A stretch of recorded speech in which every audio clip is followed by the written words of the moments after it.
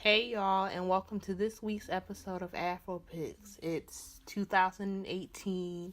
It's the new year, so I hope that everyone has at least one goal that they're looking to achieve for the new year, because I think that it's important that we go into this year, even with the way that 2017 was, that we go into this year with a new mindset and new ideas about what we want to do.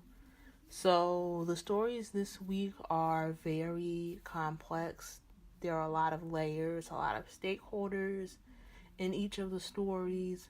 So let's just get right into them. So the first story, and going back to 2017 a little bit, Temple was back at it again with the stadium. So Temple recently announced that they are going to continue with the plans to create the stadium, and that they sent a project submission for review to the Philadelphia City Planning Commission.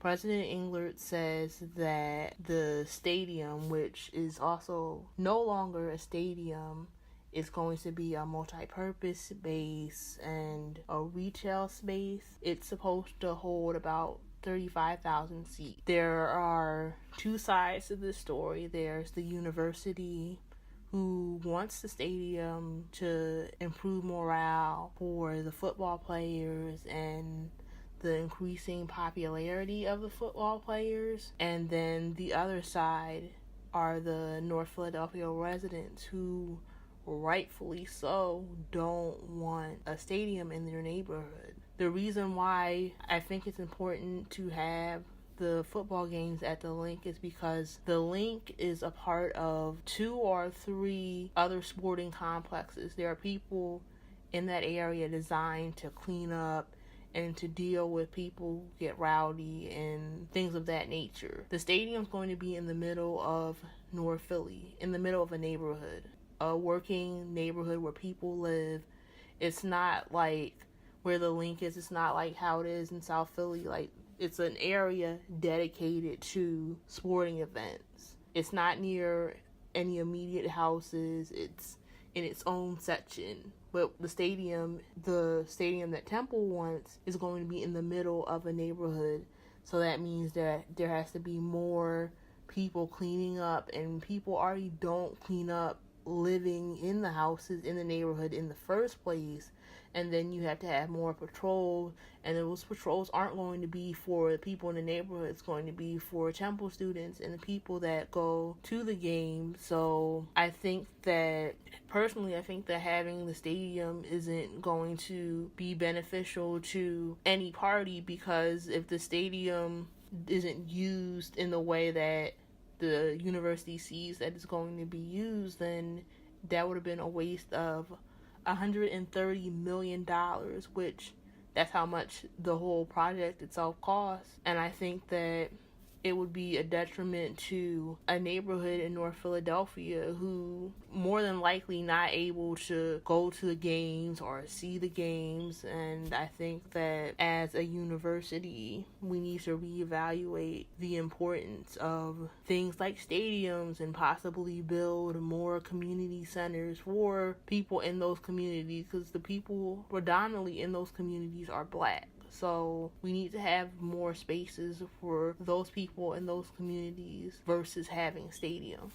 So everybody knows Wells Fargo. A lot of people have accounts with Wells Fargo. Some people have taken out loans for Wells Fargo. Wells Fargo is probably one of the biggest or more well-known banks in the city, and just in general. So recently, a federal judge rejected Wells Fargo's bid to dismiss the city of Philadelphia's lawsuit against the bank for their predatory practices against Black and Hispanic borrowers. So a lot of the loans that they were giving out, they knew that they couldn't be paid back on, and they were just taking a lot of people's money. So the city of Philadelphia saw that that was happening, and they filed a lawsuit. And as a company, as an organization, you don't want your name to be tarnished, so they filed back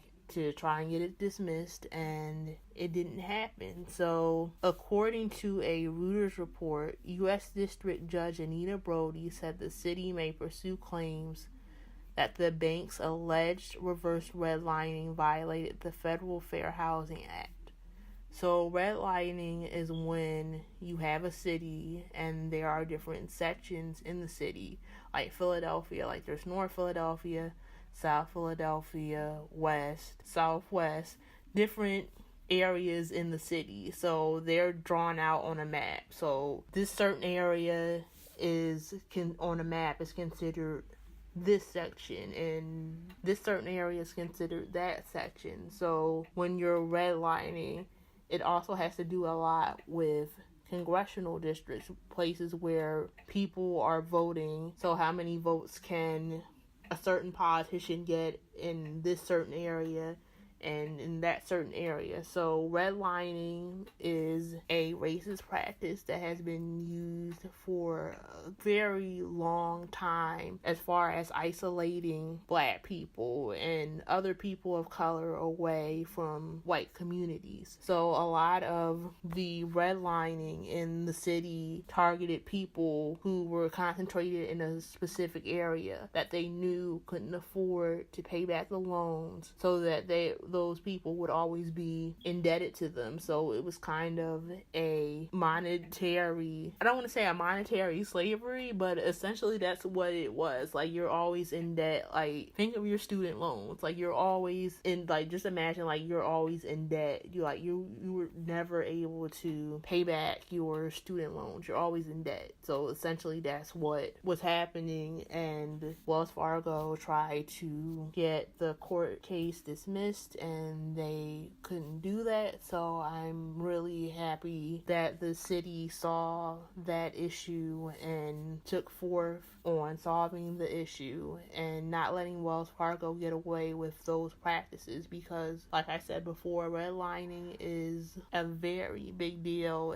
Redlining affects a lot in communities and neighborhoods, and why certain neighborhoods have resources and why other ones don't. And it's always been a very big thing in the black community, because the reason why, Timmy is going to this certain place and somebody else is not going to the certain place is because of redlining, and how people who might not necessarily have a full understanding of the area or the landmass in front of them is just taking a red pen and just drawing on a map and saying, like, this area is this area. So it has a lot to do with who's in charge and who's able to discern what area goes to whatever amount or group of people. So it's very important.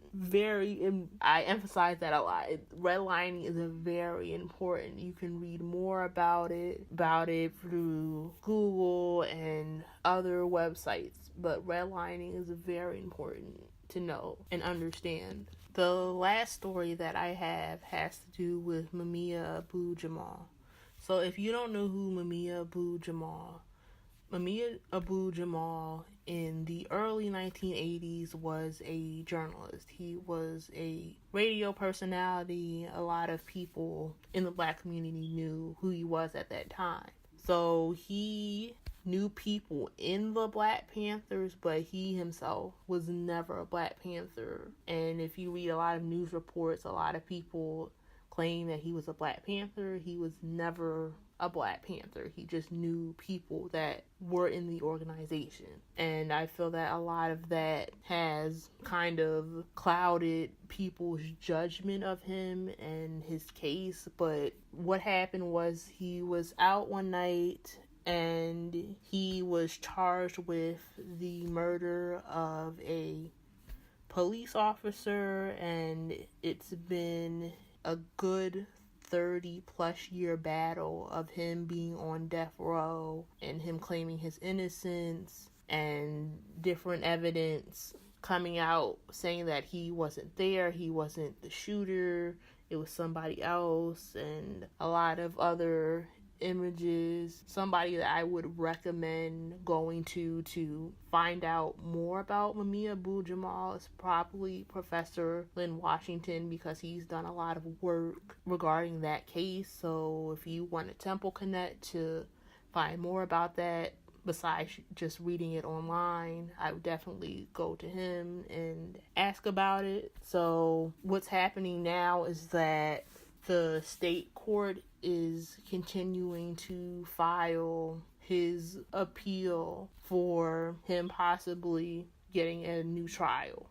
Like I said, there's been more evidence coming out from different sources saying that he wasn't the shooter, and they're trying to implement DNA evidence, and there are more witnesses coming out that are testifying that he wasn't the shooter. So essentially they're trying to, his lawyer and the people around him, his team at this point, because Mumia Abu Jamal is known internationally, so a lot of people are concerned about his case. And he also got hepatitis C while he's still on death row, and a lot of people thought that was because he was denied medical care and medical access, which is not uncommon in prison for people to do that. It's not uncommon at all. So they are trying to retry his case to see if they're like I said, there's more evidence and more news and more awareness about his case. So a lot of people are into that. So I think that I think especially with the climate of today, and not even the climate of today, the climate of 30 plus years ago, like when we're talking about Meek, when we're talking about Sandra Bland, and just people who've had to deal with the justice system and had to deal with the justice system as a Black person, it's a very difficult to navigate, because you don't, in any situation, like as a police officer, you are not in a position of power. And a lot of the dynamics of today's police system and the police departments around the country have something to do with power, which I personally never understood, because the job of a police officer is to de-escalate situations. So I never understood that dynamic, but that's where we are. So I'm glad that they are looking more into his case, because there's a lot of, looking at the evidence, there are a lot of inconsistencies. So I'm glad that they are at least trying to reopen his case. So, as you know, we always end, or closer to the end, we always talk about temple orgs that are promoting Black excellence. So on January 21st, BSU had a game night in the game room, and also Temple BPHA, they had a vision board bonding on the 22nd. So definitely check out all the events that student organizations are having. It's good, especially if you're a freshman or even if you're a senior like me. It's always good to go to different organizations that have your interest at heart. So I definitely go and check those things out if you're able to. But that is all the time that we have for this week. But look out on WHIP's website for the next episode. As you know, I am your host, Jaya Montague. And remember to keep your hair high, but your hand held higher.